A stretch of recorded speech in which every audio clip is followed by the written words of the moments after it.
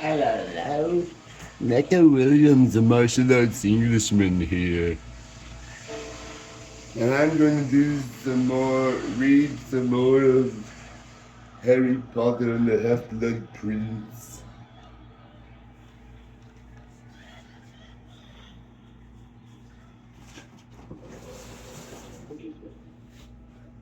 Boy, yeah.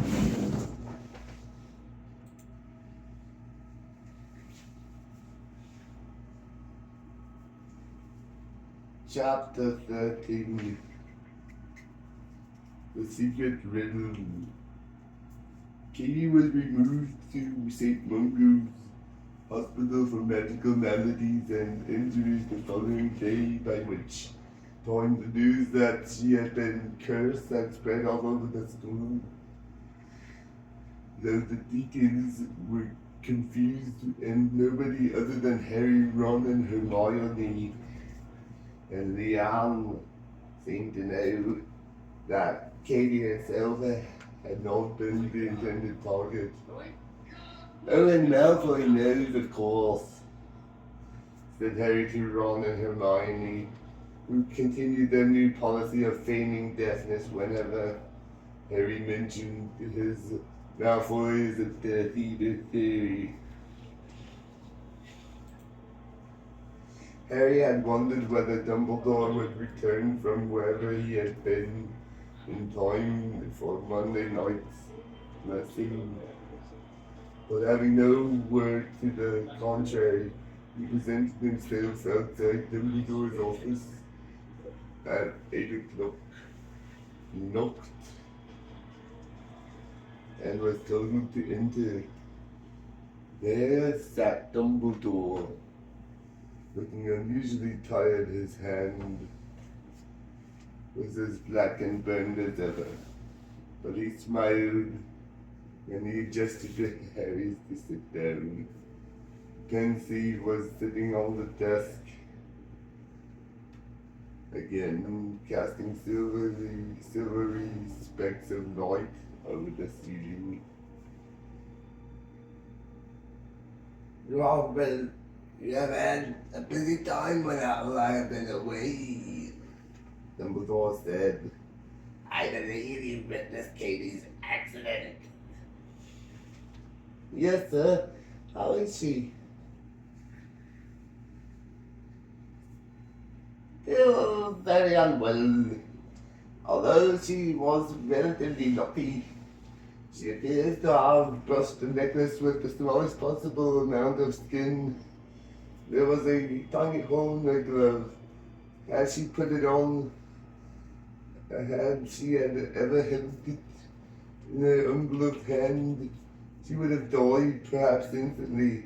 Luckily, Professor Snape was able to do enough to prevent the rapid spread of the curse. Why him?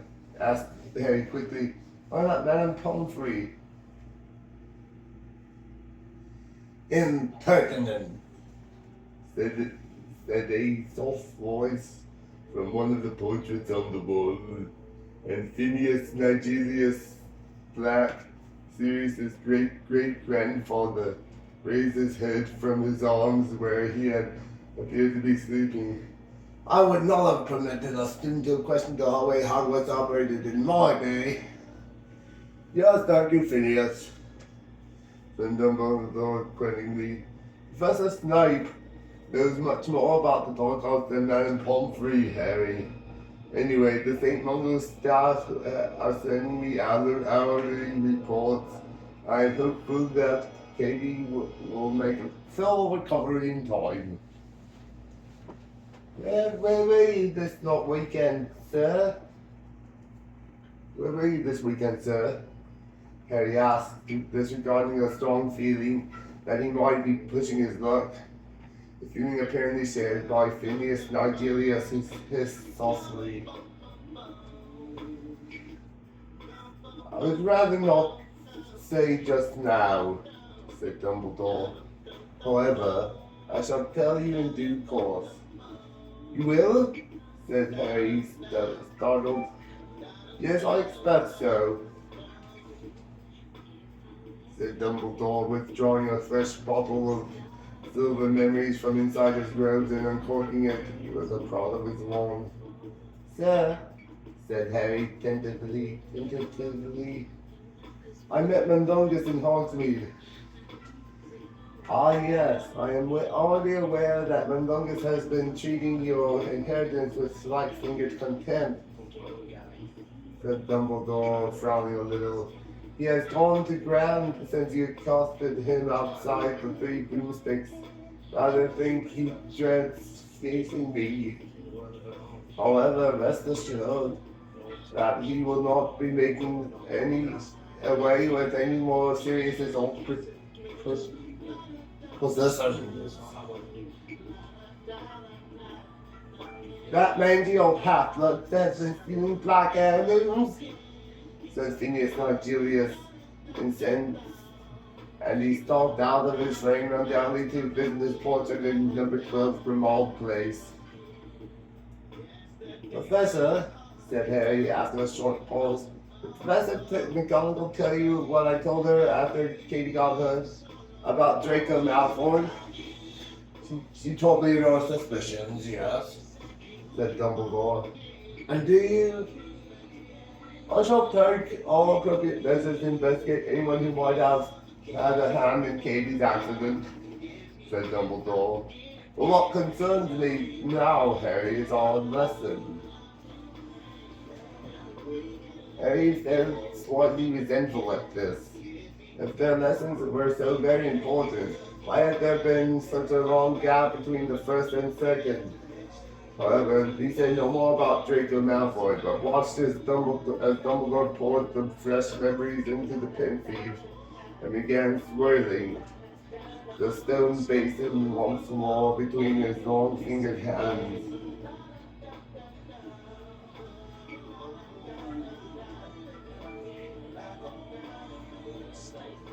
You will remember, I am sure, we have left out the tale of Lord Voldemort's beginnings at the point where the handsome muggle Tom Riddle had abandoned his rich wife Merope and returned to his family home. And little Hamilton Merope was left alone in London, expecting the baby who would one day become Lord Voldemort. How do you know she was in London, sir?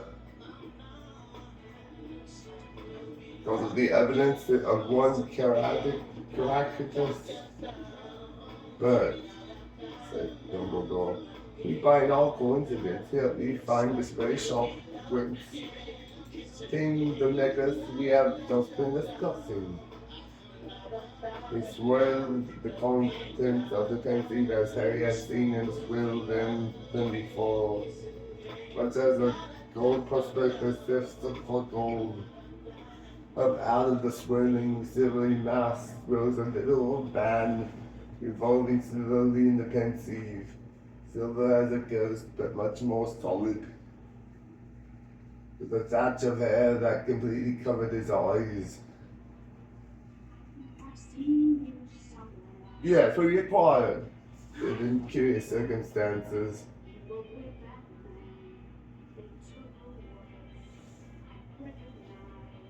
It was brought in by a young witch just before Christmas, many years ago.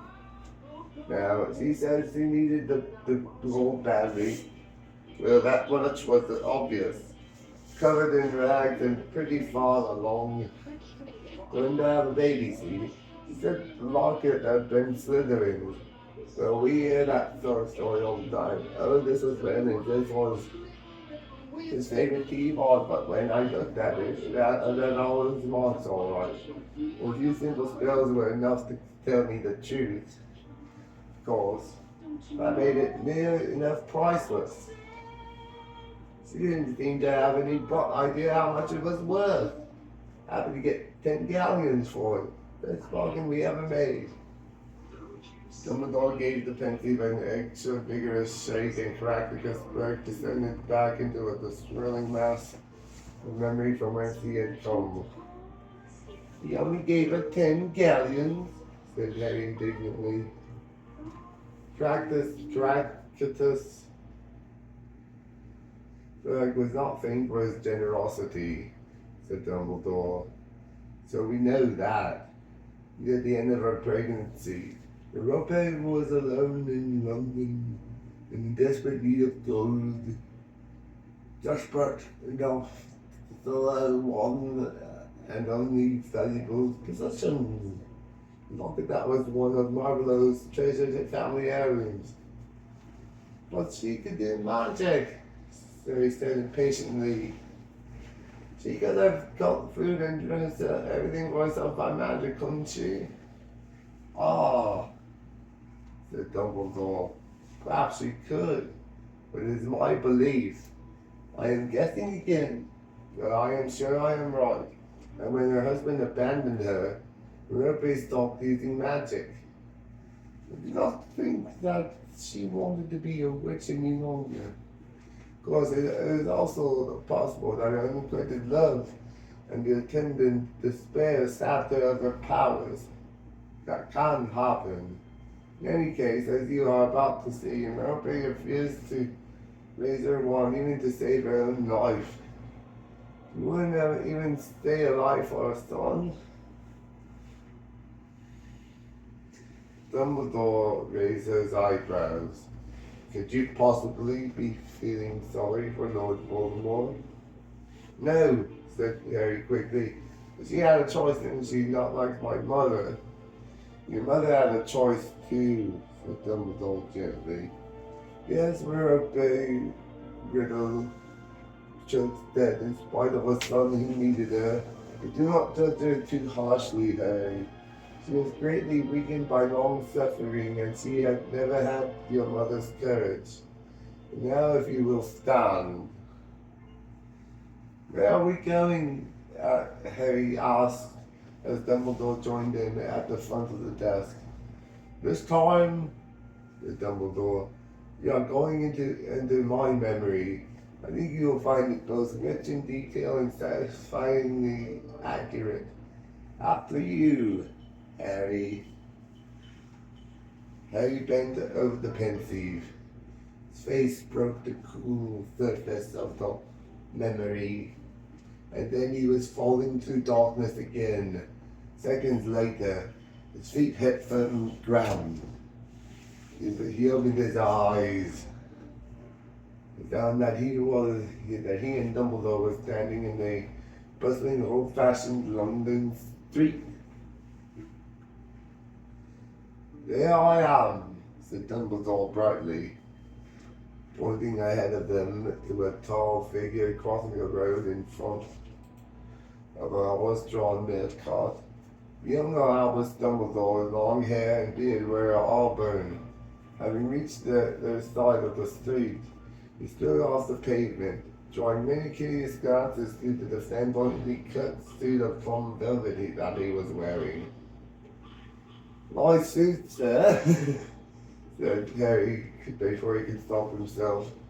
But Dumbledore merely chuckled as they followed his younger self for a short distance, finally passing through a set of iron gates into a bare courtyard that fronted a rather grim square building surrounded by high railings. He mounted the few steps leading to the front door and knocked once. After a moment or two, the door was opened by a scruffy girl wearing an apron. Good morning. Good afternoon, I mean. I have an appointment with a Mrs. Cole, who I believe is the matron here. Oh, said the bewildered-looking girl, taking in Dumbledore's eccentric appearance. Just about. Mrs. Cole! She bellowed over her shoulder. Harry heard a distant voice shouting something in response. The girl turned back to Dumbledore. Come in. She's on the way. Dumbledore stepped into a hallway tiled in black and white. The whole place was shabby but spotlessly clean. Harry and the older Dumbledore followed. Before the front door had closed behind them, a skinny, harassed-looking woman came scurrying toward them. She had a sharp-featured face that appeared more anxious than unkind.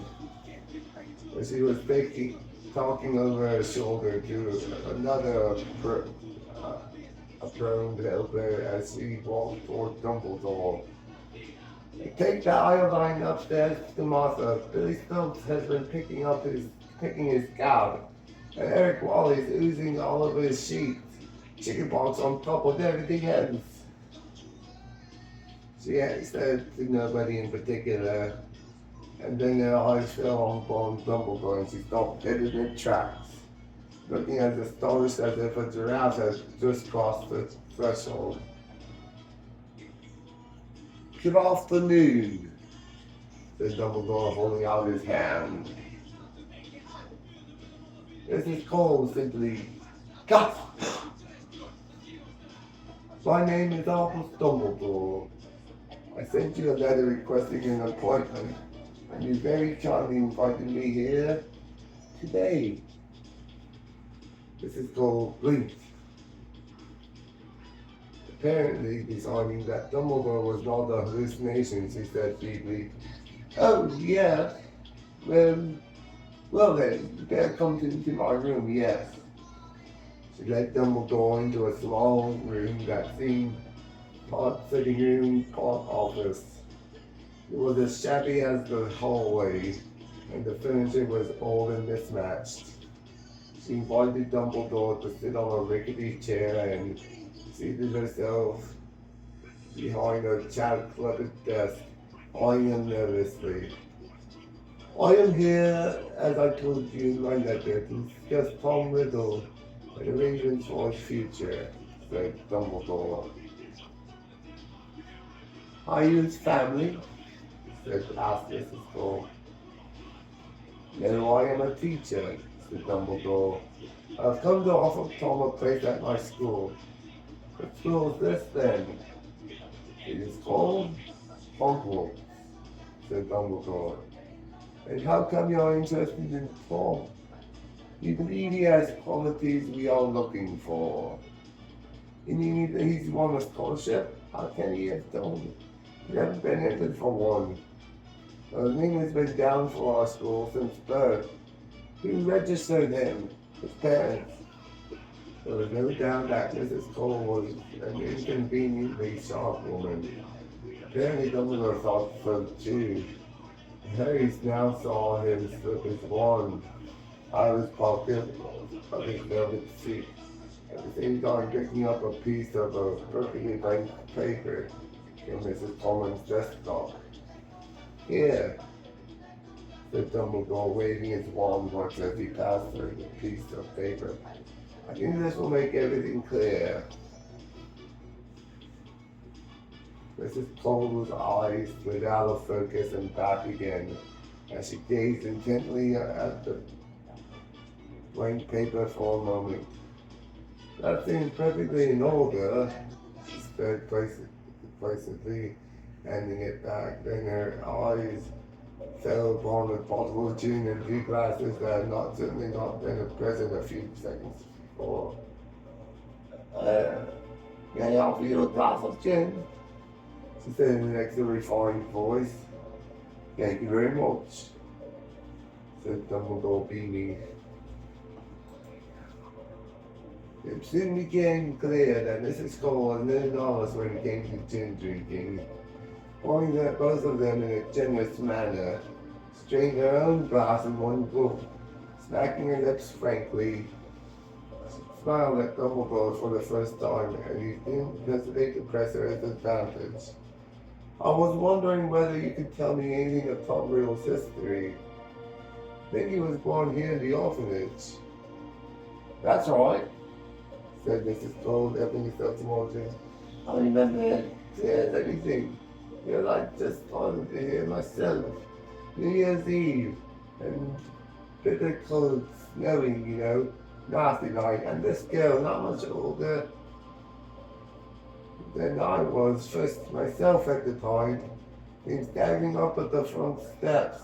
Well, she wasn't the first. We took her in, and she had the baby within the hour, and she was dead in another hour. Mrs. Cole nodded impressively and took another generous gulp of gin. Did she say anything before she died? Asked Dumbledore. Anything about Boy's father, for instance? Now, as it happens, she did, said Mrs. Cole. You seem to be rather enjoying yourself now. With the gin in her hand, there's an eager audience for her story. I remember she said to me, he looks like his papa. I won't lie, she was right too a bit. Because she was no beauty. And then she told me he was to be named Tom for his father, and Marlowe for her father. Yes, I know, funny name, isn't it? He wondered whether she had come from a circus, and she said the boy's surname was to be Riddles. And she died after that without saying another word.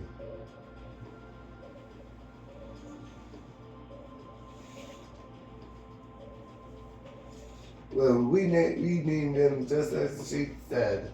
The thing felt important to the poor girl, but no Tom, no Marlowe, or any kind of riddle ever came looking for him, or any family at all. So he stayed in the orphanage, and he's been here ever since. Mrs. Cole helped herself, almost absent-mindedly, to another healthy measure of gin. The pink spots had appeared high on her cheekbones. Then she said, "He's a funny boy." "Yes," said Dumbledore. "I thought he might be." "He was a funny baby too. He hardly ever cried, you know. Then when he got a little older, he was old." "Old in what way?" asked Dumbledore gently. "Well, he..." But Mrs. Cole pulled off short, and there was nothing blurry or vague about the inquisitorial glance she saw Dumbledore over her gin glass. "Didn't the common place at your school, you say?" "Definitely," he said Dumbledore. "Nothing I can say can change that?" "Nothing," said Dumbledore. "You'll be taken away whatever?" "Whatever," repeated Dumbledore gravely. She squinted at him, as though deciding whether or not to trust him. Apparently, she decided she could, because she said in a sudden rush, "He scares the other children." "You mean he's a bully?" asked Dumbledore. "I think he might be," said Mrs. Cole, frowning slightly. "But it's very hard to catch him at it. There have been incidents, nasty things."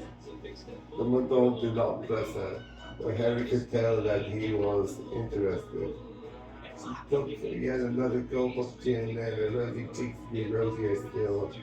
"Then Stubbs Rabbit. Well, Tom said he didn't do it. I don't see how he could have done it, but even so, he didn't hang himself from the rafters, did it?" "No, I think so, no. I shouldn't think so, no." "Well, I'm ticket if I know how he's probably got up there to do it. All I know is he and Billy had argued the day before, and then Mrs. Cole took out another swig of gin,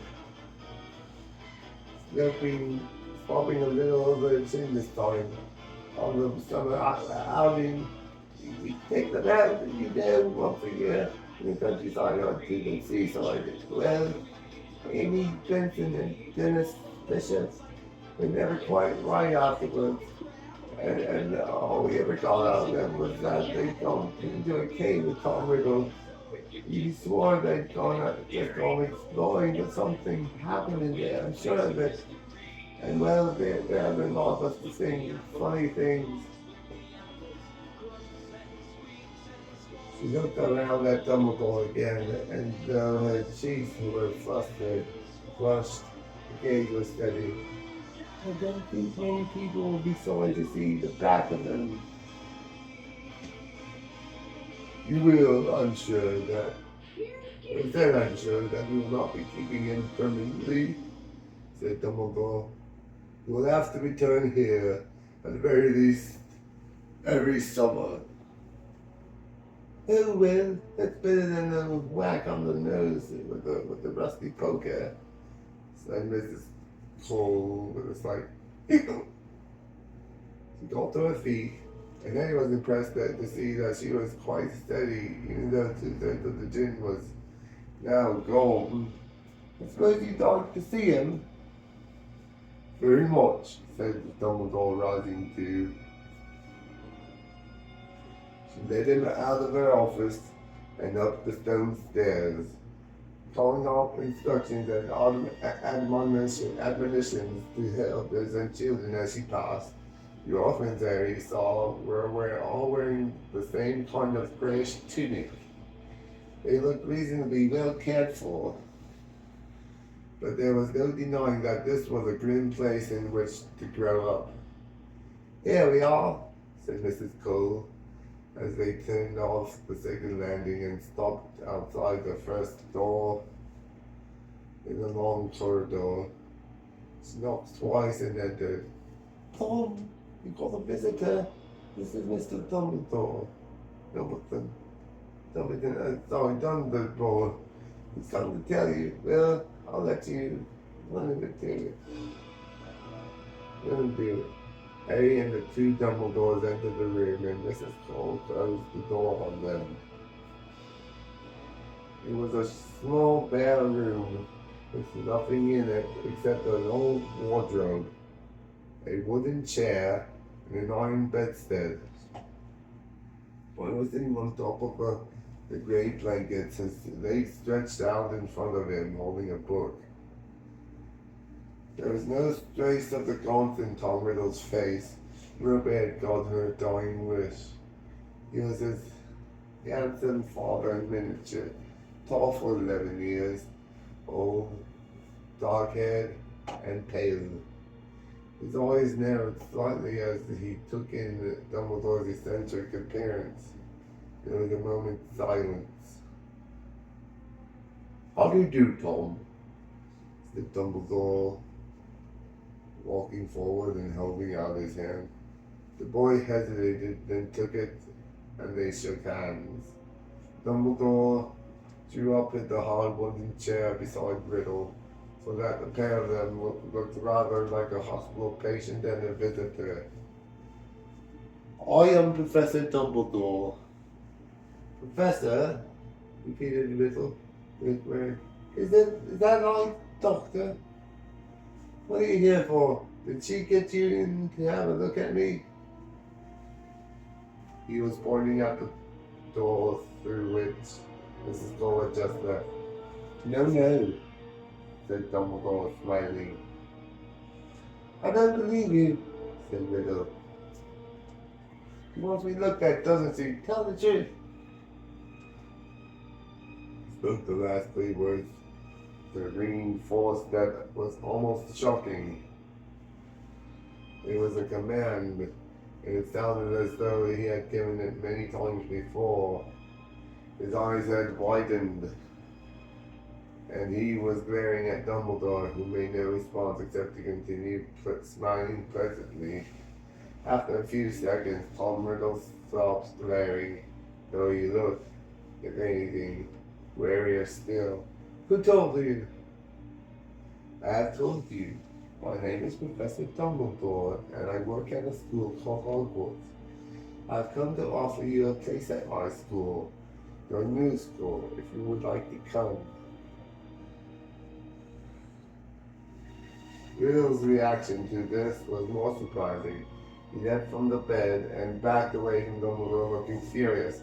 You can't get me! The asylum, that's what you're where you're from, isn't it, Professor? Yes, of course. Well, I'm not going. See, that old Cap's the one who should be in the asylum. I never did anything to little Benny Benson or Dennis Bishop. You can ask them. They'll tell you. I am not from the asylum, said Dumbledore patiently. I am a teacher, and if you will sit down calmly, I shall tell you about Hogwarts. Of course, It will not come to the school.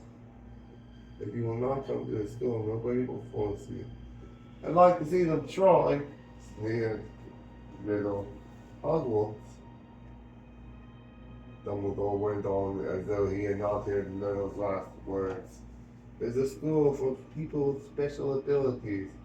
I'm not mad. I know you are not mad. Hogwarts is not a place for mad people. It's a school of magic. There was a silence. Riddle had frozen, his face expressionless, but his eyes were flickering back and forth between each other, each of Dumbledore's, as though trying to catch one of them lying. Magic, repeated a whisper. That's right, said Dumbledore. It's magic. What I can do? What is it that you can do? All sorts. Big little. Flush of excitement was rising up in his neck and his hollow cheeks. He looked fevered. I can make things move without touching them. I can make animals do what I want them to do without training them. I can make bad stuff happen to people who annoy me. I can make them hurt if I want to. His legs were trembling. He stumbled forward and sat down on the bed. Again, staring at his hands, his head bowed as though in prayer. I knew I was always different, he whispered into his own quivering fingers. I knew I was special. Always I knew there was something. Well, you were quite right, said Dumbledore, who was no longer smiling, but watching Riddle intently. You are a wizard. Riddle lifted his head. His face was transfigured. There was a wild happiness upon it. Yet for some reason it did not make him better looking. On the contrary, his finely carved features seemed somehow rougher, his expression almost bestial. Are you a wizard too? Yes, I am. Prove it.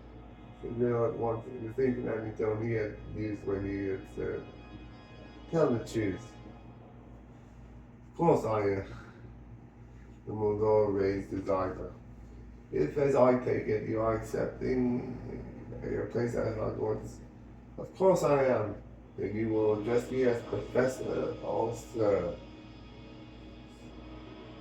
Riddle's expression hardened for the most fleeting moment before he said, in an unrecognizing of the very polite voice, I'm sorry, sir, I meant, please, Professor, could you show me?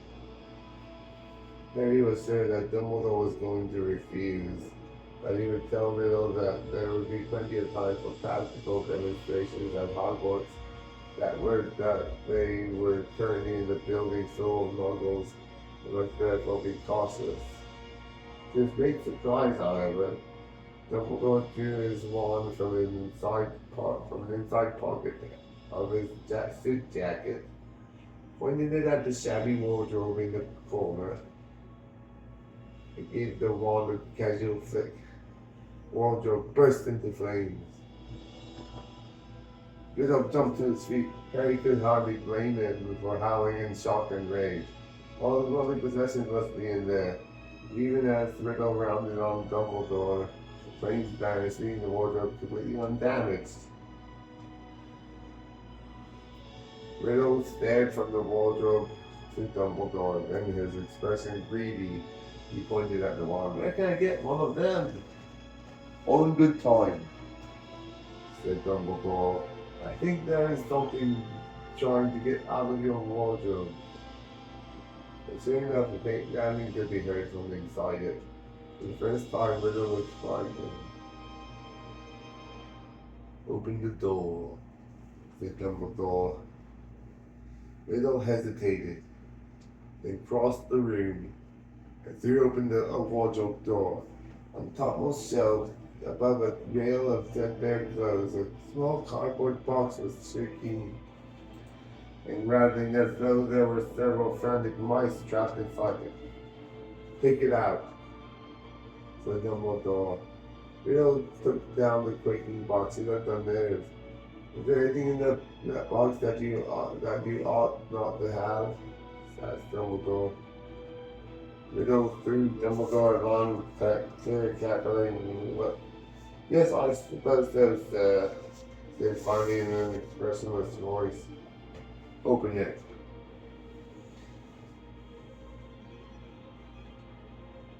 Said Dumbledore. Riddle took off the lid and tipped the contents onto his bed without looking at them. Harry, who had expected something much more exciting, saw a mess of small, everyday objects. A yo-yo, a silver thimble, with a tiny mouth organ among them. Once free of the box, they stopped quivering and lay quite still upon the thin blankets. You will return them to their owners with your apologies, said Dumbledore calmly, putting his wand back into his jacket. I shall know whether it has been done, and be warned. Thieving is not tolerated at Hogwarts. Riddle did not look remotely abashed. He was still staring coldly and appraisingly at Dumbledore. At last he said in a colorless voice, Yes, sir. At Hogwarts, Dumbledore went on, teach you not only to use magic, but how to control it. You have inadvertently, I am sure, been using your powers in a way that is neither taught nor tolerated at our school. You are not the first, nor will you be the last, to allow your magic to run away with you. But you should know that Hogwarts can expel students and the Ministry of Magic. Yes, there is a ministry to punish lawbreakers still more severely. Only wizards must accept that, in entering our world, they abide by our laws. Yes, sir, said Riddle again. It is impossible to tell what he was thinking. His face remained quite blank as he put the little cache of stolen objects back into the cardboard box. When he had finished, he turned to Dumbledore and he said boldly, I haven't got any money. That is easily remedied, said Dumbledore, drawing another money pouch from his pocket. There is a fund at Hogwarts for those who require assistance to buy books and robes. You might have to buy some of your own spellbooks and so on secondhand. But where do you buy spellbooks? Interrupted Riddle, and taking the heavy money bag without thinking. Dumbledore and it was now examining the fat gold galleon. In Diagon Alley, said Dumbledore. Add your list of books in school equipment with me. I can help you find everything. You're coming with me? Said Riddle, looking up. Certainly, if you... I don't need you, said Riddle. I'm used to doing things for myself. I could go around London on my own at the time. How do you get to this Diagon Alley, sir? He added, reaching Dumbledore's eyes. Harry thought that Dumbledore would insist on accompanying Riddle, but once again he was surprised. Dumbledore handed Riddle the envelope containing his equipment, and after telling Riddle exactly how to get to the leaky cauldron from the orphanage, he said, You'll be able to do it, although most around you, non-magical people, that is, will not. As for Tom the barman, easy enough to remember as he shares your name. Riddle gave an irritable twitch as though trying to displace an irksome fly. You dislike the name Tom? There are a lot of Toms, muttered Riddle, and then, as though he could not suppress the question, as though it burst from him in spite of himself, he asked, Was my father a wizard? He was carrying the Tom Riddle too. They told me. He was called Tom Riddle too. I'm afraid I don't know, said Dumbledore, his voice gentle. My mother can't have been magic, or she wouldn't have died, said Riddle more to himself than Dumbledore. It must have been him, so when I got all my stuff, where do I come to this Hogwarts? All the details are on the second piece of parchment in the envelope, said Dumbledore. You will leave from King's Cross Station on the 1st of September. There is a train ticket in there, too. Riddle nodded. Dumbledore got to his feet and held out his one hand again. Taking it, Riddle said, I can speak to snakes. I found out when we've been to the country on trip, they find me, they whisper to me. Is that normal for a wizard? Harry could tell that he had withheld mention of his strange power until the moment determined to impress. It is unusual, said Dumbledore after a moment's hesitation, but not unheard of. His tone was casual, but his eyes moved curiously over Riddle's face. They stood for a moment, man and boy, staring at each other. Then the handshake was broken. Dumbledore was at the door.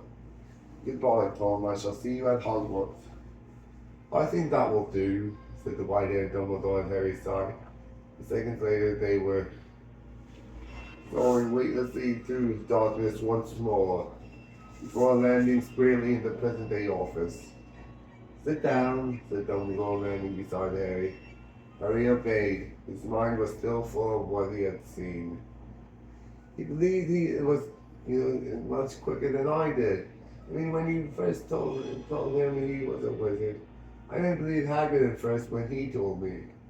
Yes, Riddle was perfectly ready to believe that he was, use his word, special, said Dumbledore. Did you know then? asked Harry. Did I know that I had just met the most dangerous dark wizard of all time? Said Dumbledore. No, I had no idea that he was going to grow up to be what he is. However, I was certainly intrigued by him. I returned to Hogwarts intending to keep an eye upon him, something I should have done in any case, given that he was alone and friendless, but which already I felt I ought to do for others' sake as much as his. His powers, as you heard, were surprisingly well developed for such a young wizard. And most interestingly and ominously of all, he had already discovered that he had some measure of control over them and began to use them consciously. And as he saw, they were not the random experiments typical of young wizards. He was already using magic against other people, to frighten, to punish, to control. The little stories of the strangled rabbit and the young boy and girl he lured into a cave room was most suggestive. I can make them hurt if I want to. And he was a Parselmouth, interjected Harry. Yes, indeed, a rare ability, the one supposedly connected with the dark arts. Although, as we know, there are Parselmouths among the great, and the good too. In fact, his ability to speak to serpents did not make me nearly as uneasy as his obvious instincts for cruelty, secrecy, and domination. Time is making fools of us again, said Dumbledore, indicating the dark sky beyond the clouds. But before we part, I want to draw your attention to some features of the scene we have just witnessed, for they have a great bearing on the matters we shall be discussing in future meetings. First, I hope you noticed Riddle's reaction when I mentioned that another shared his first name, Tom. Harry nodded. There, he showed his contempt for anything that tied him to other people, anything that made him ordinary. Even then, he wished to be different, separate, notorious. He shed his name, as you know, within a few short years of that conversation and created the mask of Lord Voldemort.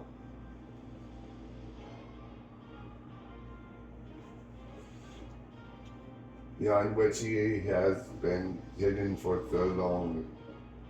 I trust that you have also noticed Tom Riddle was already highly sufficient, secretive, and apparently friendless. He did not want help or companionship on his trip to Diagon Alley. He preferred to operate alone. Don't Voldemort is the same. You will hear many of his Death Eaters claiming that they are in his confidence, that they are alone or close to him.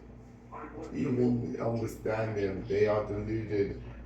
Lord Voldemort has never had a friend, nor do I believe that he has ever wanted one.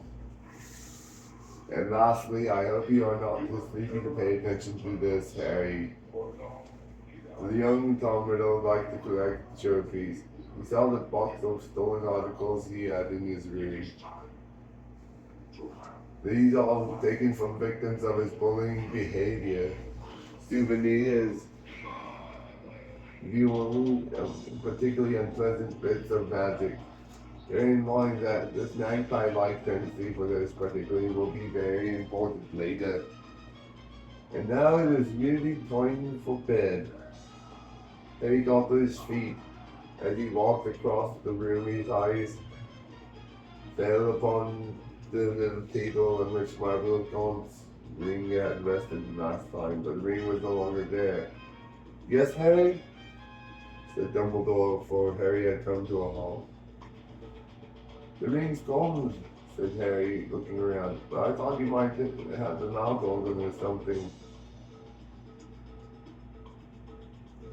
Dumbledore beamed at him, peering over the top of his half-moon spectacles. Very obscure, Harry. Excuse Harry. His mouth organ was only ever a mouth organ. And on the enigmatic note,